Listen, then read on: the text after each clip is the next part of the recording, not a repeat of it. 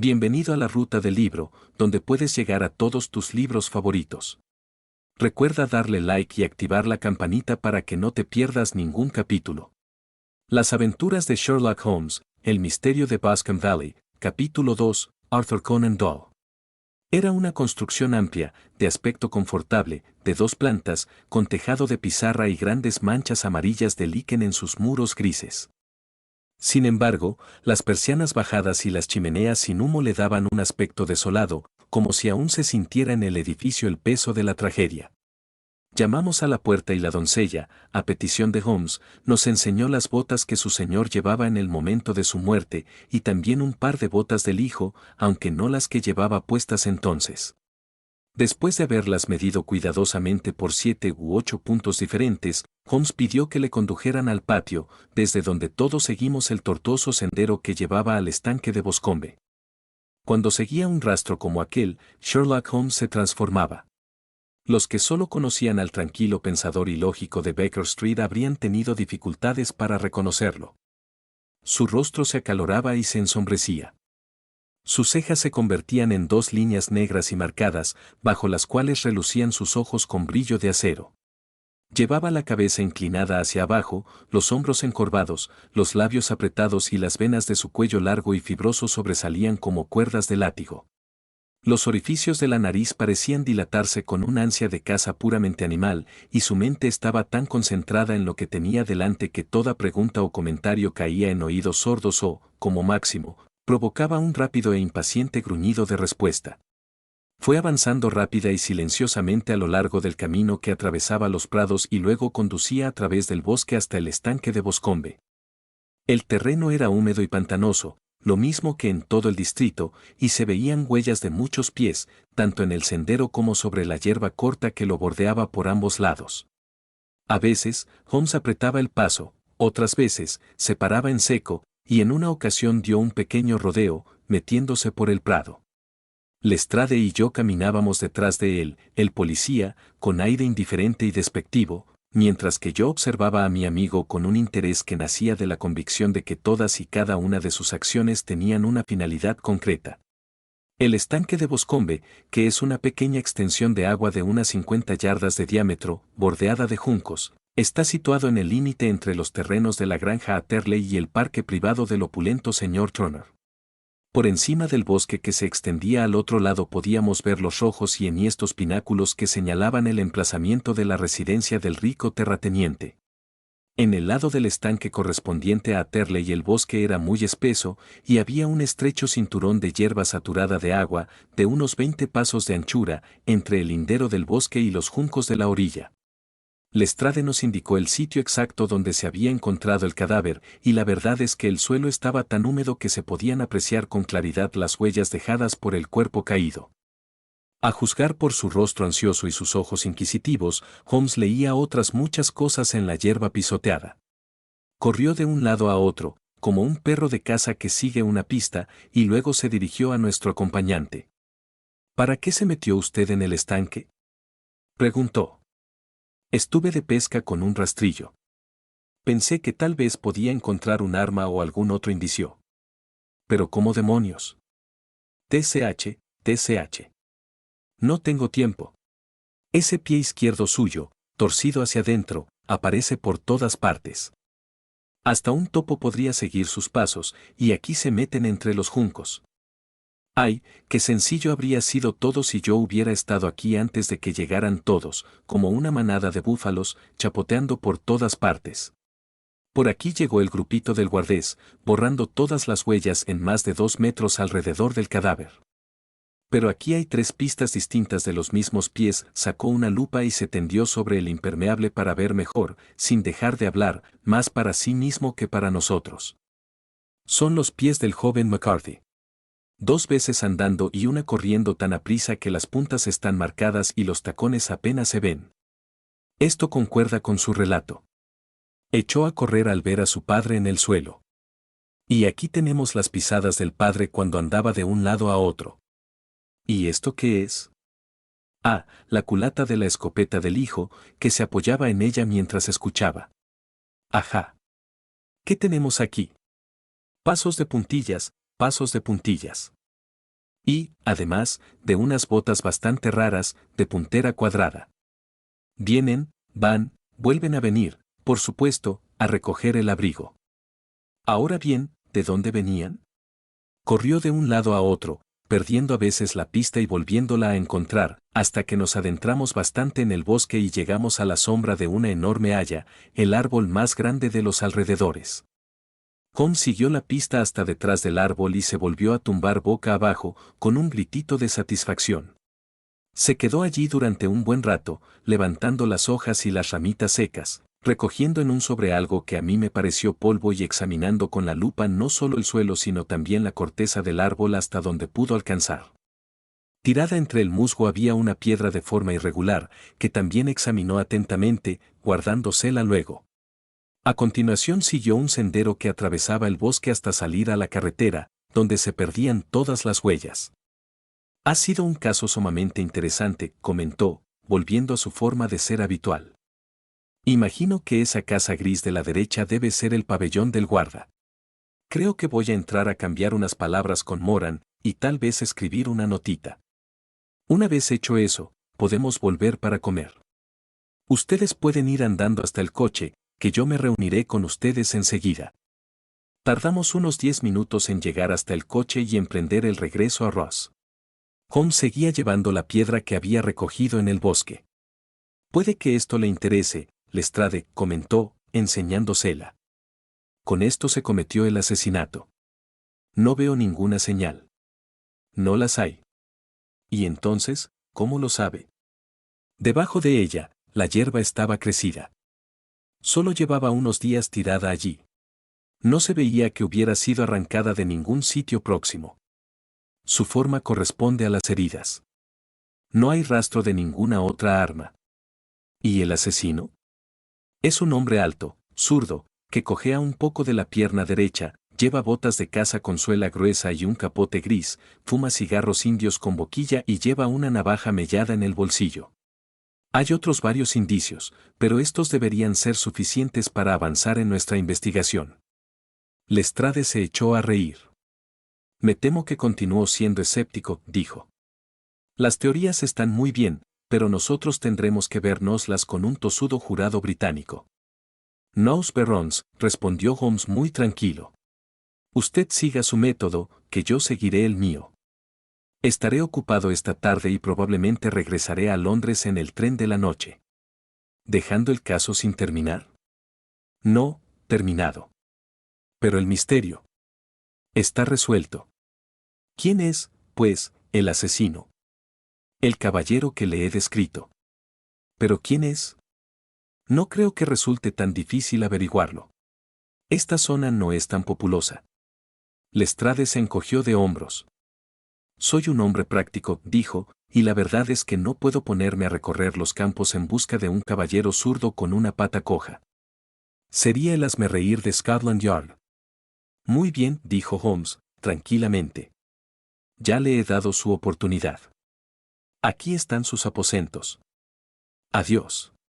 Le dejaré una nota antes de marcharme. Tras dejar a Lestrade en sus habitaciones, regresamos a nuestro hotel, donde encontramos la comida ya servida. Holmes estuvo callado y sumido en reflexiones, con una expresión de pesar en el rostro, como quien se encuentra en una situación desconcertante. Vamos a ver, Watson, dijo cuando retiraron los platos. Siéntese aquí, en esta silla, y deje que le predique un poco. No sé qué hacer y agradecería sus consejos. Encienda un cigarro y deje que me explique. Hágalo, por favor. Pues bien, al estudiar este caso hubo dos detalles de la declaración del joven McCarthy que nos llamaron la atención al instante, aunque a mí me predispusieron a favor y a usted en contra del joven. Uno, el hecho de que el padre, según la declaración, lanzara el grito de «Qui» antes de ver a su hijo. El otro, la extraña mención de una rata por parte del moribundo. Dese cuenta de que murmuró varias palabras, pero esto fue lo único que captaron los oídos del hijo. Ahora bien, nuestra investigación debe partir de estos dos puntos, y comenzaremos por suponer que lo que declaró el muchacho es la pura verdad. ¿Y qué sacamos del qui? Bueno, evidentemente, no era para llamar al hijo, porque él creía que su hijo estaba en Bristol. Fue pura casualidad que se encontrara por allí cerca. El Qui pretendía llamar la atención de la persona con la que se había citado, quienquiera que fuera. Pero ese Qui es un grito típico australiano que se usa entre australianos. Hay buenas razones para suponer que la persona con la que McCarthy esperaba encontrarse en el estanque de Boscombe había vivido en Australia. ¿Y qué hay de la rata? Sherlock Holmes sacó del bolsillo un papel doblado y lo desplegó sobre la mesa. Aquí tenemos un mapa de la colonia de Victoria, dijo. Anoche telegrafié a Bristol pidiéndolo. Puso la mano sobre una parte del mapa y preguntó, ¿qué lee usted aquí? Arata ley. ¿Y ahora? Levantó la mano. Ballarat. Exacto. Eso es lo que dijo el moribundo, pero su hijo solo entendió las dos últimas sílabas, Arat, una rata. Estaba intentando decir el nombre de su asesino. Fulano de tal, de Ballarat. Asombroso. Exclamé. Evidente. Con eso, como ve, quedaba considerablemente reducido el campo. La posesión de una prenda gris era un tercer punto seguro, siempre suponiendo que la declaración del hijo fuera cierta. Ya hemos pasado de la pura incertidumbre a la idea concreta de un australiano de Ballarat con un capote gris. Desde luego. Y que, además, andaba por la zona como por su casa, porque al estanque solo se puede llegar a través de la granja o de la finca, por donde no es fácil que pase gente extraña. Muy cierto. Pasemos ahora a nuestra expedición de hoy. El examen del terreno me reveló los insignificantes detalles que ofrecía ese imbécil del Lestrade acerca de la persona del asesino.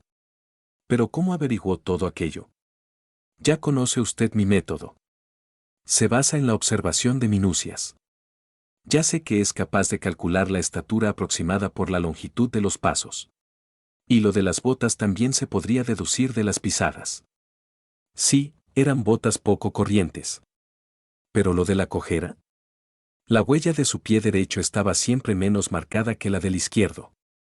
Cargaba menos peso sobre él. ¿Por qué? Porque renqueaba, era cojo. ¿Y cómo sabe que es zurdo? A usted mismo le llamó la atención la índole de la herida, tal como la describió el forense en la investigación. El golpe se asestó de cerca y por detrás, y sin embargo estaba en el lado izquierdo. ¿Cómo puede explicarse esto, a menos que lo asestara un zurdo? Había permanecido detrás del árbol durante la conversación entre el padre y el hijo. Hasta se fumó un cigarro allí. Encontré la ceniza de un cigarro, que mis amplios conocimientos sobre cenizas de tabaco me permitieron identificar como un cigarro indio. Como usted sabe, he dedicado cierta atención al tema y he escrito una pequeña monografía sobre las cenizas de 140 variedades diferentes de tabaco de pipa, cigarros y cigarrillos. En cuanto encontré la ceniza, eché un vistazo por los alrededores y descubrí la colilla entre el musgo, donde la habían tirado. Era un cigarro indio de los que se lían en Rotterdam. ¿Y la boquilla? Se notaba que el extremo no había estado en la boca. Por lo tanto, había usado boquilla. La punta estaba cortada, no arrancada de un mordisco, pero el corte no era limpio, de lo que deduje la existencia de una navaja mellada. Holmes, dije, ha tendido usted una red en torno a ese hombre, de la que no podrá escapar, y ha salvado usted una vida inocente, tan seguro como si hubiera cortado la cuerda que le ahorcaba. Ya veo en qué dirección apunta todo esto. El culpable es el señor John Turner, exclamó el camarero del hotel, abriendo la puerta de nuestra sala de estar y haciendo pasar a un visitante. El hombre que entró presentaba una figura extraña e impresionante. Su paso lento y renqueante y sus hombros cargados le daban aspecto de decrepitud, pero sus facciones duras, marcadas y arrugadas, así como sus enormes miembros, indicaban que poseía una extraordinaria energía de cuerpo y carácter. Su barba enmarañada, su cabellera gris y sus cejas prominentes y lacias contribuían a dar a su apariencia un aire de dignidad y poderío, pero su rostro era blanco ceniciento, y sus labios y las esquinas de los orificios nasales presentaban un tono azulado. Con solo mirarlo, pude darme cuenta de que era presa de alguna enfermedad crónica y mortal.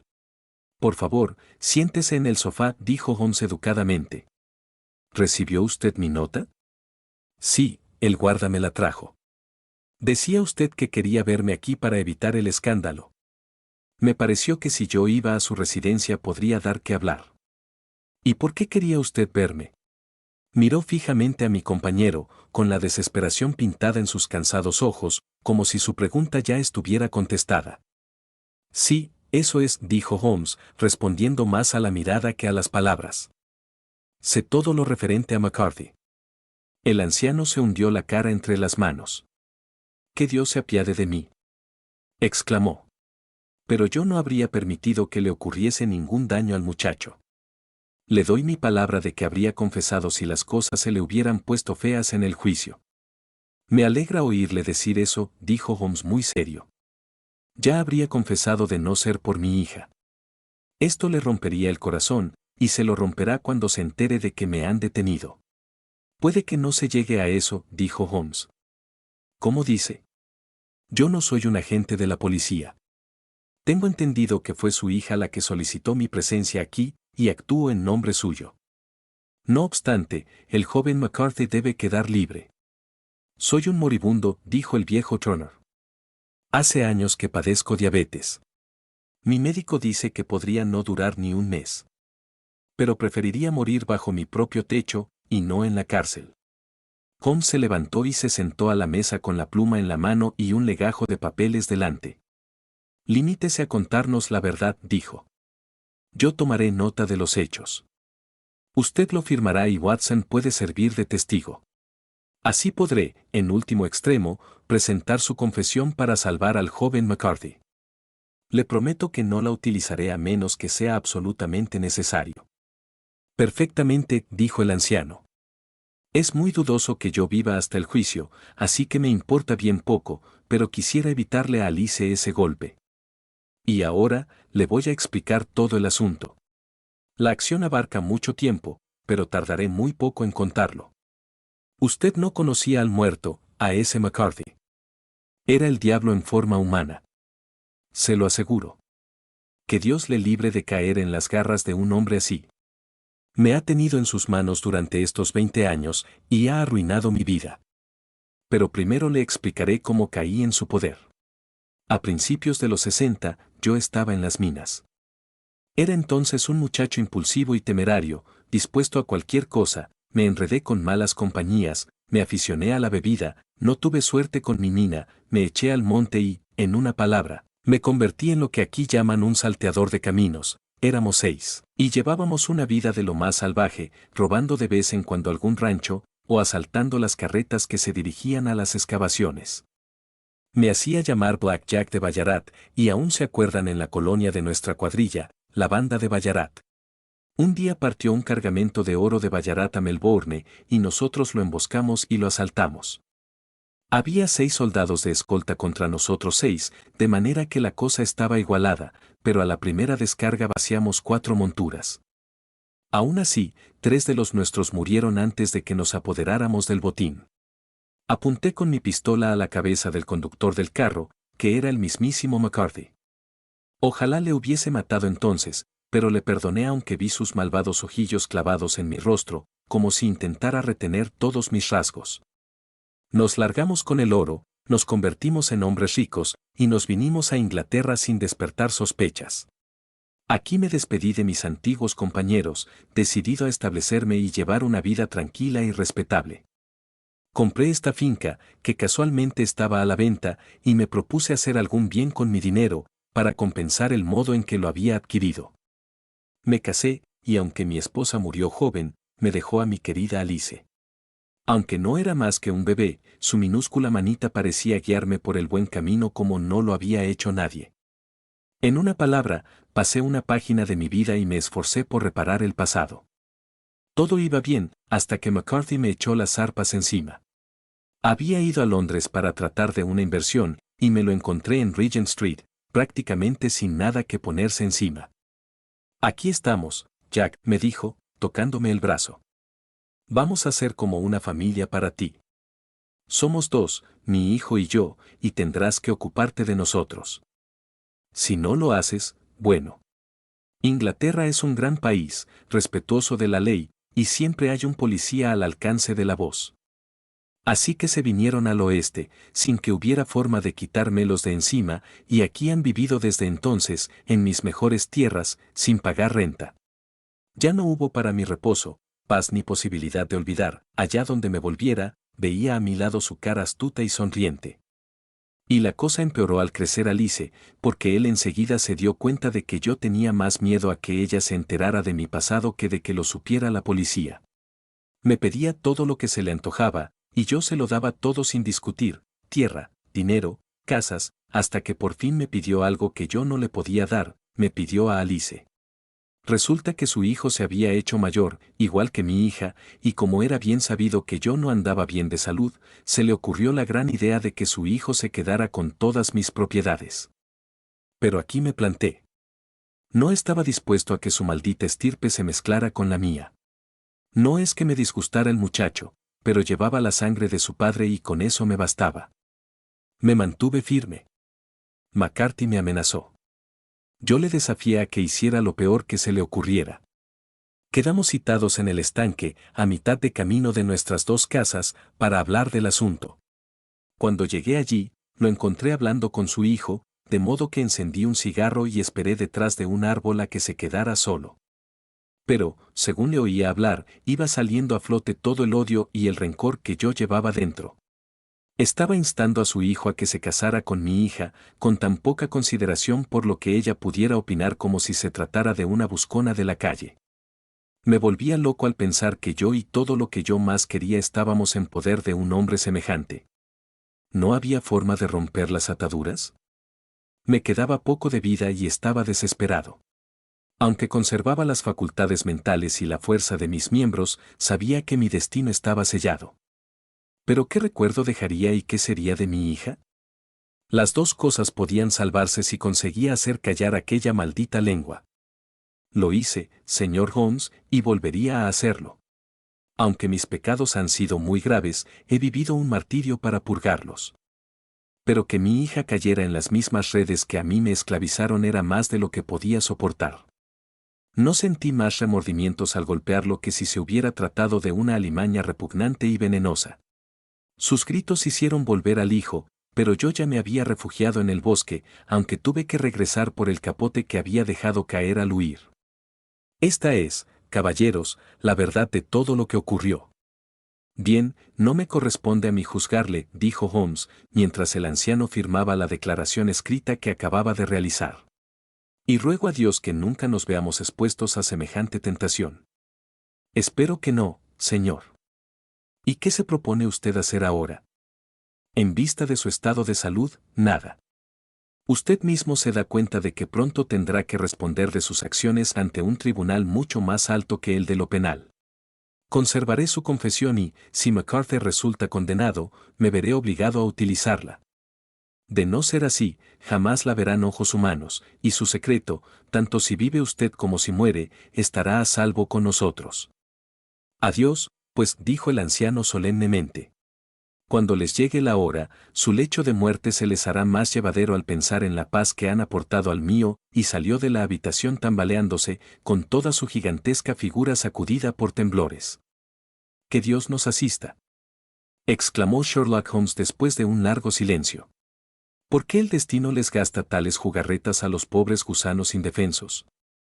Siempre que me encuentro con un caso así, no puedo evitar acordarme de las palabras de Baster y decir, allá va Sherlock Holmes, por la gracia de Dios.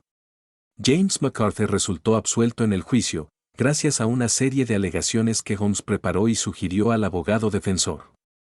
El viejo Turner aún vivió 7 meses después de nuestra entrevista, pero ya falleció, y todo parece indicar que el hijo y la hija vivirán felices y juntos, ignorantes del negro nubarrón que envuelve su pasado.